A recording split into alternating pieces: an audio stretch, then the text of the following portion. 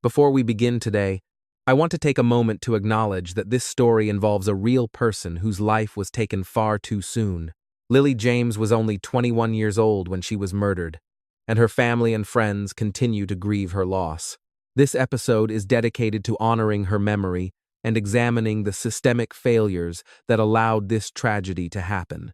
Today, I'm covering a case that has sparked massive conversations about domestic violence in Australia.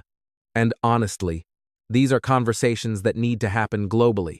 This is the story of Lily James, a vibrant young woman whose life was stolen simply because she exercised her right to say no.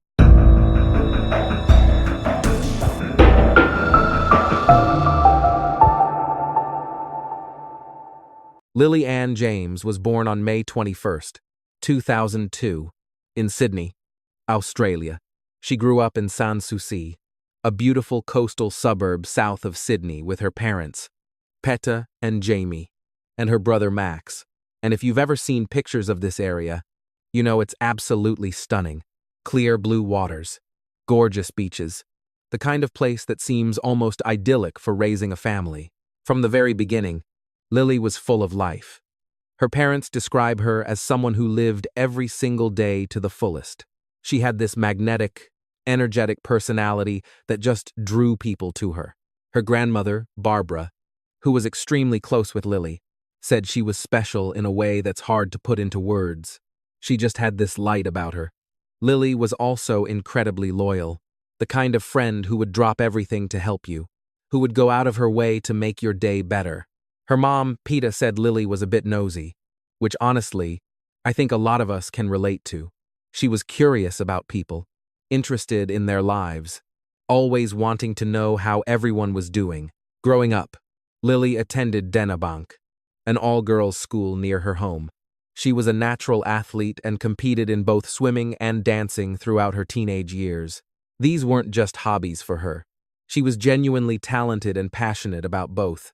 After graduating in 2020, she enrolled at the University of Technology in Sydney to study sports business. She had big dreams and the drive to make them happen. But even while managing a full course load at university, Lily wasn't the type to just sit still. In 2023, she took on a part-time job coaching water polo at St. Andrews Cathedral School, about 25 minutes from her home. And according to everyone who knew her, coaching came naturally to Lily. She connected with the students, she was patient and encouraging, and she genuinely cared about helping them improve. One mother of a student Lily coached said that Lily would write personalized notes to each of her players. Can you imagine? In the middle of everything else she had going on, she took the time to write individual notes. That tells you so much about who she was. Her energy was described as bright like the sun, and that really seemed to be the consensus from everyone who crossed paths with her. Now, even with school and coaching filling up most of her time, Lily still tried to make space for dating. She was 21, figuring out life, and like a lot of people her age, she wanted to explore relationships. That's how she met Paul Tyson. Paul was also a coach at St. Andrews Cathedral School. But before I get into their relationship, I need to tell you about who Paul was, because his background is important to understanding what happened. Paul Tyson was born in 1999 in the Netherlands. He was an only child, raised by his parents, Steph and Esther. In 2015, when Paul was about 16, his father got a job in Australia, and the family relocated to Sydney. Paul enrolled at St. Andrews Cathedral School for grades 10 through 12, and by all accounts, he seemed to thrive there. He became a sports captain, joined the leadership team, and was well known around campus. After graduating in 2017, he stuck around and took a paid position, helping with the sports department. But that didn't last long. By 2018, Paul and his parents moved back to the Netherlands. Then in 2020, Paul returned to Sydney on his own. He eventually got another job at St. Andrews, this time coaching cricket and hockey, and working as an after-hours coordinator. He was also studying for his master's in teaching. Now here's where things get interesting. If you asked Paul's roommates about him, they'd probably tell you he seemed polite and fine, but that he wasn't around much. But if you asked guys who went to school with him, that's a completely different story. Paul was known among his male peers as arrogant, pompous, and someone who objectified women. Multiple people described him as the type of guy who puts on a charming face around girls but shows his true colors around other guys. And this is a pattern I've seen so many times in cases like this. The perpetrator is able to mask who they really are just long enough to reel someone in. Then, slowly, the mask starts to slip. So when Lily met Paul at St. Andrews in September of 2023, she didn't know about his reputation. She had only just started working there. So she hadn't been around long enough to hear the whispers or see the red flags that others had noticed. From the very beginning, Lily made it clear that she wasn't looking for anything serious. She told her mom that she and Paul had sat down and agreed this would be casual, just something fun. When it ran its course, they'd go their separate ways. No hard feelings. And honestly, that makes complete sense. Lily was busy with school, coaching, spending time with friends and family. She didn't have the bandwidth for a serious relationship, and she was upfront about that. Their relationship, if you can even call it that, lasted only 5 weeks. 5 weeks. They kept things pretty low-key, probably because they both worked at the same school and didn't want it to become a whole thing. Only her close friends and family even knew they were seeing each other. During those 5 weeks, there weren't any major red flags that her loved ones could see. Lily's friends thought Paul seemed nice enough. He was talkative, which Lily liked because she was talkative too. One friend said he seemed helpful and normal. But again, that's the mask. That's the version of Paul he wanted people to see. After 5 weeks, Lily ended it. Some sources say it was mutual, but most reports indicate that she was the one who called it off. And honestly, based on what happened next, it's pretty clear she dumped him and he couldn't handle it. October 25th started like any other day. Lily's father, Jamie, watched her eat Vegemite toast that morning. He said she seemed completely normal, off in her own little world, just getting ready for another day. There was nothing about her behavior that gave him any reason to worry. But later that night, around 8:30, Jamie received a text message from Lily's phone. It said something like, "Don't ask why or call. Please come to the school now and pick me up." Jamie responded asking if she was okay. The reply came back, "All good. Just come. Trouble." Now, if you're a parent, you know that a text like that would immediately set off alarm bells. So Jamie didn't hesitate. He got in his car and drove to St. Andrews. But when he arrived, Lily was nowhere to be found. He texted again, asking her to call him. No response.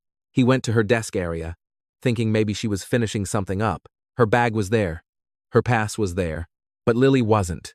He even walked to the entrance of the school gym, looked around briefly, and then turned back. And thank God he turned back. Because if he had gone further, he would have found his daughter's body. Within that same time frame, emergency vehicles started arriving at the school. Police and ambulances rushed toward the gym bathroom. That's where they found Lily. She had been bludgeoned to death with a hammer, and her injuries were so severe that she was unrecognizable. Let me pause here for a moment, because I need you to understand the weight of that. This beautiful, bright, 21-year-old woman was beaten so badly that her own father wouldn't have been able to recognize her. The brutality of this crime is beyond comprehension. Jamie was immediately taken to the police station, where he was told what had happened. And then he had to go home and tell his wife and son. He says he will never forget that moment. Never forget having to walk through the door and deliver the worst news a family could ever receive. While Jamie was at the school looking for Lily, her mom, Peta, had been texting around trying to find her. She even texted Paul, asking if he had seen Lily or knew where she was. Those messages went unanswered, and we now know why. Because at the time Peta was sending those texts, Paul had already killed Lily. But here's the thing that makes this even more disturbing. That text Jamie received, the one supposedly from Lily asking to be picked up, Lily didn't send that. Paul did.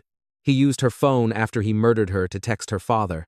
Why, one criminologist believes it was so that Jamie would be the one to find her body. Another theory is that Paul was trying to manipulate the timeline of her death. Either way, it's absolutely sickening. Shortly before midnight on October 25th, An anonymous caller reported that a body could be found in the women's bathroom of the St. Andrews gym. That call was traced to Paul, and when police reviewed security footage from the gym, everything became crystal clear. The footage shows Lily entering the bathroom around 7 o'clock that evening. Following closely behind her is Paul, carrying a backpack. About an hour later, around 8 o'clock, Paul is seen leaving. He still has that backpack. Lily never comes out. So police knew almost immediately that Paul was responsible. Now they just had to find him. When investigators traced the location of that anonymous call, it led them to Vaucluse, an area about 20 minutes east of the school. Specifically, the call came from Diamond Bay Reserve, a stunning clifftop area that's locally known as the Gap. This location is significant for a heartbreaking reason. It's a place where people have historically gone to take their own lives. So police feared that Paul might have already jumped. When they arrived at the Gap, Paul was nowhere to be found, but security footage from a nearby house confirmed he had been there. And here's where things get even stranger. That security camera belonged to a friend of Lily's. Just 2 weeks before her murder, Lily and Paul had visited this friend's house together, so Paul was familiar with the area. The footage shows Paul parking a rental car, a Lexus, outside the friend's house at 8:47 in the evening. At 9:04, he gets out and starts walking, carrying that same backpack from the gym. 8 minutes later, he comes back into frame, heading toward the car. The bag is gone. He sits in the car for 36 more minutes before finally driving off at 9:49. Then there's a gap of about 2 hours before he makes that anonymous call to police just before midnight. What was he doing during those 2 hours? We don't know. But we do know that police later found his backpack in a trash can near Lily's friend's house. And inside that backpack was a hammer, not the one he had purchased earlier that day at a hardware store, but a different one that had been taken from a storage closet at St. Andrews. The fact that he rented a car that day, bought a hammer, and took another hammer from the school all point to one thing: premeditation. This wasn't a crime of passion. This was planned. On October 27th, 2 days after Lily's murder, construction workers spotted what looked like a body at the bottom of the cliffs at Diamond Bay Reserve. It was an incredibly windy day with rough waters, but by that afternoon, rescue teams were able to recover the remains. Due to damage from the fall and the water, the body was nearly unrecognizable. But through fingerprints, they confirmed it was 24-year-old Paul Tyson. They also found his AirPods on a rock near the edge of the cliff. So Paul had taken his own life. And honestly, I was furious when I learned this, as I always am when perpetrators take the cowardly way out. Because now there would be no trial, no opportunity for Lily's family to confront him, no justice in any traditional sense. There's debate about whether Paul planned to kill himself that night or if it was a spontaneous decision after the reality of what he'd done set in. A forensic psychologist who analyzed the case believes the murder was absolutely premeditated, driven by what's called a narcissistic injury. When Lily rejected him, Paul's ego couldn't handle it. He felt humiliated, and that humiliation turned into rage. But the psychologist thinks Paul's suicide was more impulsive, that after the rage subsided and reality hit, he couldn't live with what he'd done, or maybe he just didn't want to face the consequences. Either way, it doesn't matter. The damage was done. Lily was gone, and her family would never get the answers or closure they deserved. The impact of Lily's death rippled far beyond her immediate family. The entire community was devastated. At 4:30 in the morning on October 26th, just hours after her body was found, St. Andrews Cathedral School sent an email to parents canceling classes through the end of the week. They offered free counseling to students, parents, and teachers. Exams were moved to a different building. Everything else shut down. In the days that followed, a makeshift memorial sprang up outside the school. Staff, students, parents, and community members laid flowers and left notes. One note read Lily: "Those we love never truly leave us. They live with us forever in our hearts and memories." And remember, Lily had only been working at St. Andrews for about a year. The fact that so many people showed up to honor her tells you everything about the impact she made in such a short time. The community also rallied financially, raising over $20,000 for Lily's family in just a few days. On October 28th, Hundreds of people attended a candlelight vigil in her honor. St. Andrews created a permanent memorial made from the ribbons that had been tied to flowers left outside the school. In mid-November, a celebration of life was held at Dina Bank, the all-girls school Lily had attended. People showed up wearing bright colors because that felt more representative of who Lily was than wearing black. Her father Jamie spoke about Lily's work ethic, her independence, and how she always made time for the people she loved. No matter how busy she was, he thanked the community and he thanked Lily for the incredible years they had together. I hate giving Paul any more attention than necessary, but there are some things about him that are important to understand, especially when we talk about preventing tragedies like this in the future. Most people who knew Paul casually were shocked that he could do something like this. He seemed like a guy with potential, whatever that means.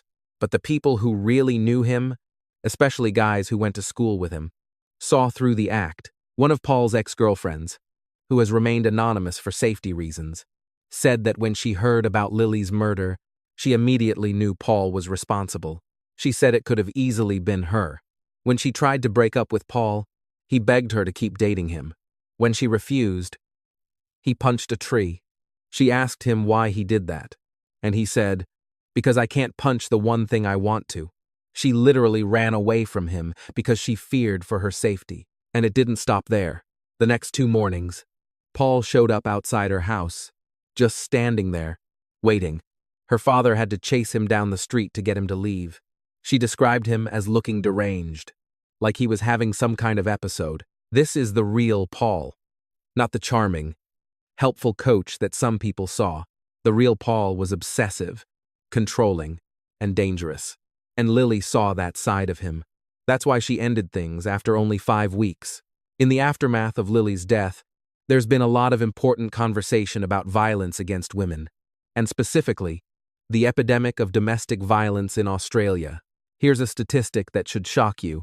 In the 10 days surrounding Lily's murder, she was the 4th woman killed in New South Wales in some kind of domestic dispute. 4 women, 10 days, and in all of 2023, Lily was one of 58 women who were victims of domestic homicide in New South Wales alone. So the question becomes, what is Australia doing to protect women?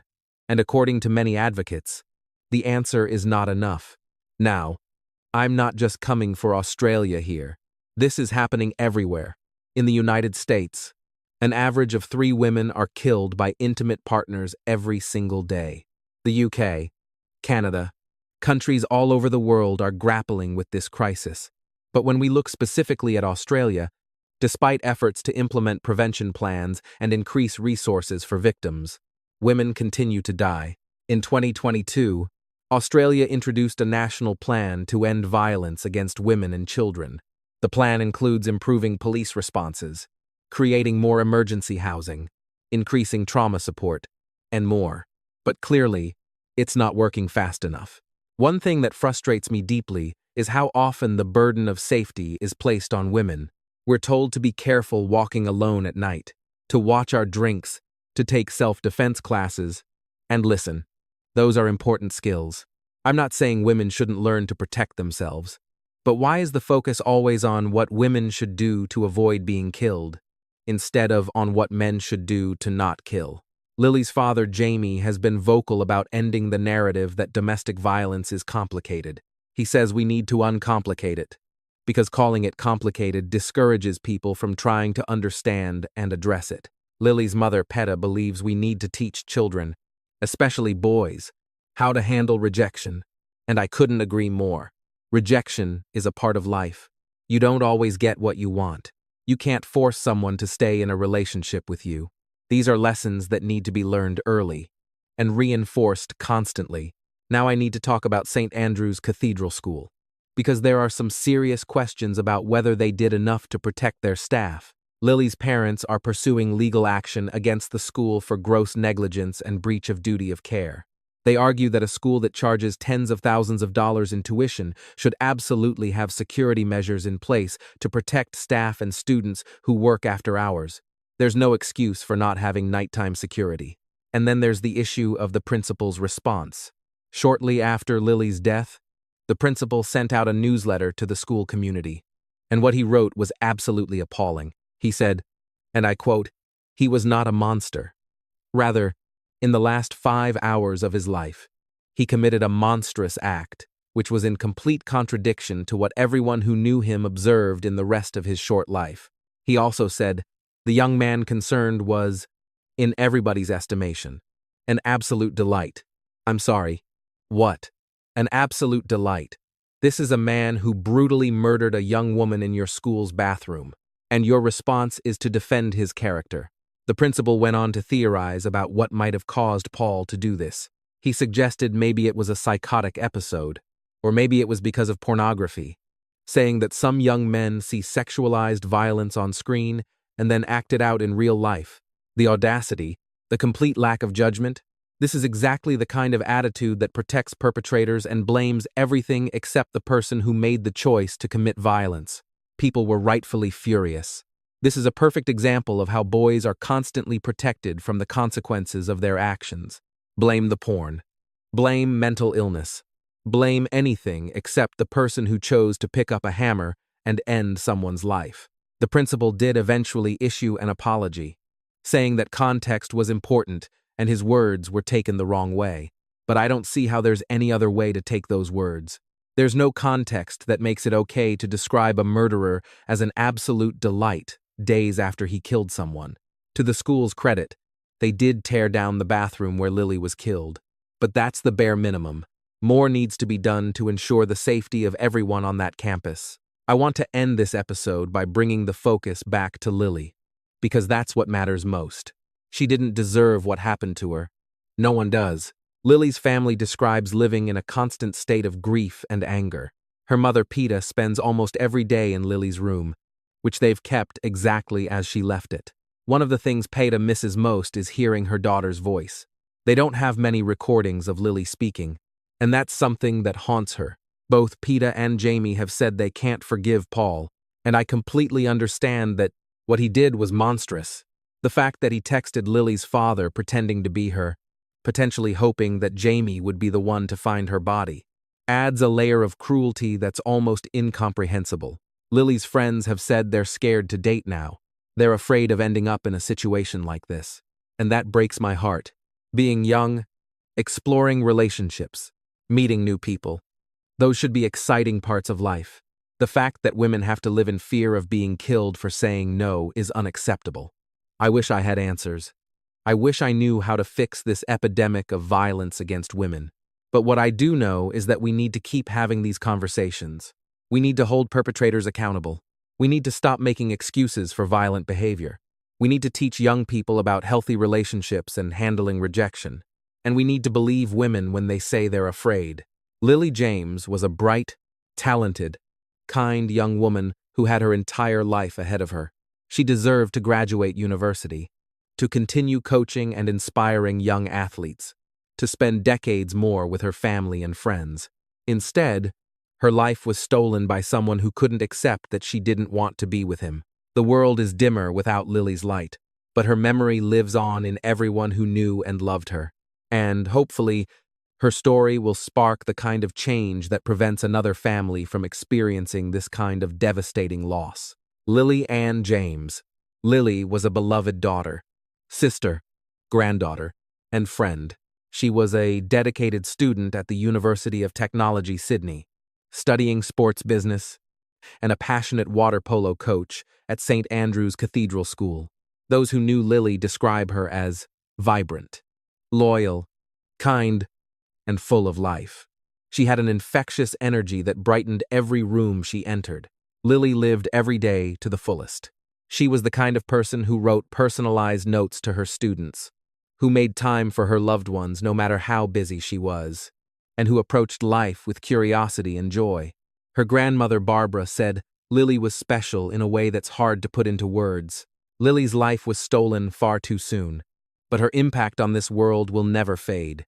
She is remembered for her bright spirit, her compassionate heart, and the love she shared with everyone around her. Rest in peace. Lily, your light continues to shine.